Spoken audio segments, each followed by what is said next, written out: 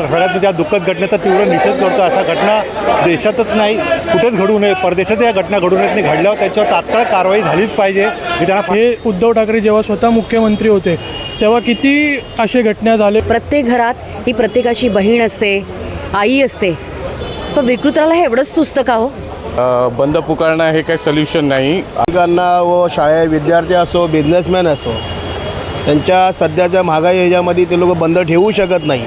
हे राजकारणच खेळत आहेत, यांना कामधंदे नाही आहेत। आज आम्ही बाळासाहेबांना मानणारा वर्ग आहोत, पण त्यांच्या प्रतिमेला किती मोठा तडा जातो आहे हे आज आम्हाला दिसतंय। आज काल पुण्यामध्ये झालं, सिंधुदुर्गात झालं, नांदेडमध्ये झालं, म्हणजे साकीनाका आपल्या मुंबईत साकीनाकेत पण झालं, तेव्हा त्यांनी बंद काय त्यांनी तोंड पण उघडलं नाही।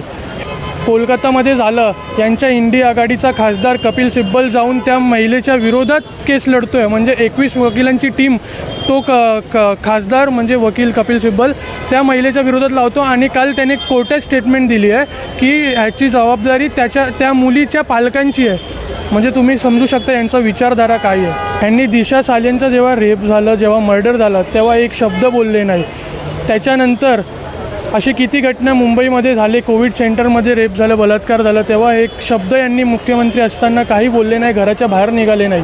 आणि हे आज महिलांवर हे म्हणजे अत्याचार झालं म्हणून हे बंद पुकारत आहेत। बंद हा सोल्युशन नाही। बंद असताना लोकांचं नुकसान होतं, गोरगरिबांच्या दिवसाचं रोजंदारी असते त्यांच्यावरती परिणाम होतो आणि त्यांना भयंकर त्रास होतो। ह्याचा परिणाम कोण भोगणार?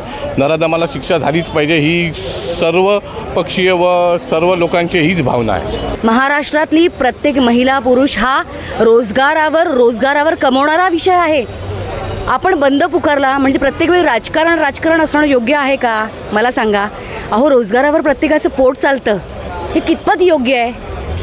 महाविकास आघाडीला हे समजायला हवं। ह्या इकडे जे दुकानदार आहेत सर्व जिल्ह्यामध्ये आमच्या, कुणालाही बंद नको आहे, कारण हातावर खाणारे लोक आहेत, बिझनेसमॅन, लोकांना सगळं उघडं पाहिजे। विरोध करा पण बंद करू नका, विरोध करू। विरोध तर असाही करू शकतो आपण। म्हणून आज अनेक दुकानदार मी त्यांना भेटलो, ते खूप खुश आहे बंद न केल्यामुळे। टॅक्सीवाले असे, रिक्षावाले असे, लोक खाणारे एक हातावर खाणारा वर्ग आहे। निषेध आहेत, नाही असं नाही आहे, पण तुम्ही जे बंद करताना तुम्ही काल रेल्वे पूर्ण बंद केलीत, 7 ते 8 तास तुम्ही रेल्वेचा खोळंबा केलात, पण लांब पल्ल्याच्या गाड्या जे लांबून लोक आली होती दिल्ली आज त्या गाड्यामध्ये लहान मुलं, वयोवृद्ध यांना एवढा त्रास झाला, त्याचा विचार केलात का तुम्ही? की तुम्ही रस्ता रोको केलात, पण रस्ता रोको करणारे कोण होते? रेल्वे बंद करणारे कोण होते? जे पकडले गेले ते अक्षरशः त्या एरियातले गुंडने अशा लोकांनी घेऊन तुम्ही तो बंद केलेला आहे। असं तुम्ही कृपया करू नका, निषेध केलाच पाहिजे। त्या आरोपीला शिक्षा मान्य लाडसाहेब तुम्हीच मागणी करतायत की त्या आरोपीला शिक्षा होऊन त्याला फाशी झाली पाहिजे। ह्या विषयासाठी